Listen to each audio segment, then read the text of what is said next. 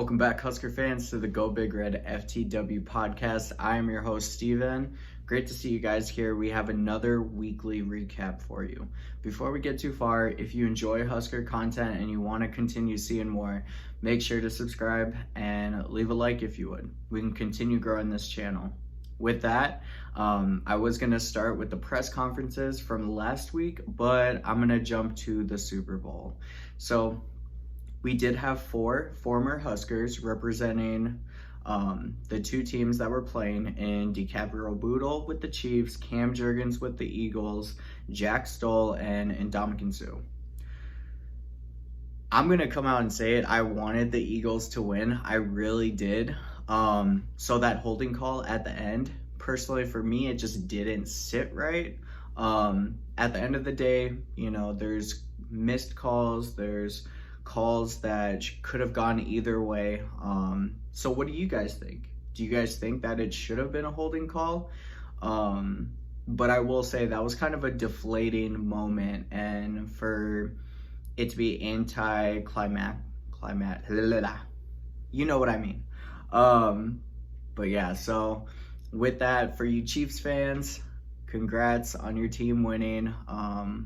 I am a Vikings fan, so I don't even know why I'm really rooting for the Eagles, even though they kind of smacked us, but it is what it is.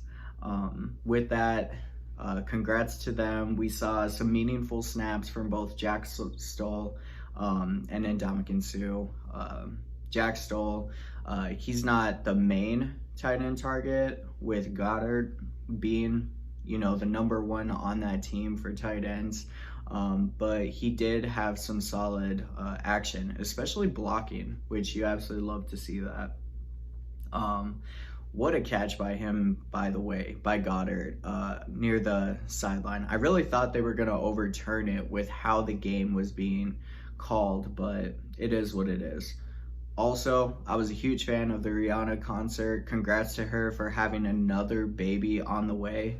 I think she did a great job. I wasn't really expecting much, but I was definitely impressed. Now, we'll jump on to the press conferences from Bob Wagner and Garrett McGuire. So for Bob, former Texas head coach for many years, 26, at Texas, at his former school. He talked to the press, always kind of being passionate about coaching and how he views himself always as a high school coach at heart. He's just doing it in college now. So he has a lot of experience, a lot of connections in Texas, and I think in terms of recruiting, that's going to pay dividends. I think he also will do a great job coaching the tight ends, and we have some pretty good talent in that room. So love to see just what they can do with the room.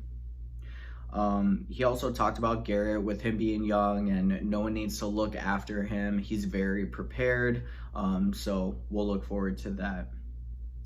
He also mentioned the use of multiple tight ends, which you have to be excited about that with Thomas Fidone and Eric Gilbert. Just thinking about both of them being on the field and how dynamic they are, like, it's going to be a solid offense. In terms of Garrett McGuire, the first thing people always kind of mention is his age. Where I'm at with it is young people do one of 2 things.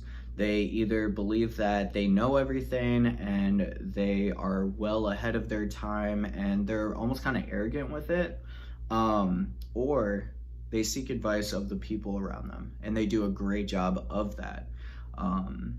And that's what I think that Garrett is. With his dad, who is a head coach, and to him, one of the best coaches he knows, he's always been seeking guidance from him ever since, in the interview, it mentioned grade school. I believe 2nd grade when he first started, like, oh, I would love to be a coach someday. But yeah, he's always seeked guidance from them. And then ever since, you know, being with Matt Rule and his staff, he's always had those conversations with them. So I think that's, you know, I think that's who Garrett is.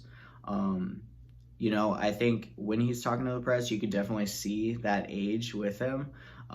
You know, just how excited he gets and maybe some nerves, but I think moving forward, it's going to slowly, kind of not necessarily die down, but those nerves will kind of go away. I think he'll stay excited. But yeah, that was very cool. Excuse me, sorry. He also talked about Evan Cooper and him, their workouts. I'm so sorry, I don't know what's going on. But he talked about their workouts in early mornings and them bringing the energy and their passion. And they bring that to their position rooms, which just sparks up the competition and competing in the room. And I think that's something that, we could definitely use, between wide receivers and DBs. Like, they will get better. Now, as for Husker news and this channel, you will notice it has slowed down. This is the kind of the dead period for college football in terms of recruiting and all of that and news. We're getting little snippets here and there, so it will slow down. I did mention last time that I did recently start a new job, so I can't devote as much time, but I want to continue growing this channel and just staying consistent with it. So I do have a couple videos prepared and I will be releasing them. I have a video of mine. I'm going to create my pre-spring season predictions, and that'll be coming soon. So with that, make sure to subscribe for more of our content, and we'll see you guys next time. And I hope you enjoyed the Super Bowl, and yeah, we'll see you next time. Bye.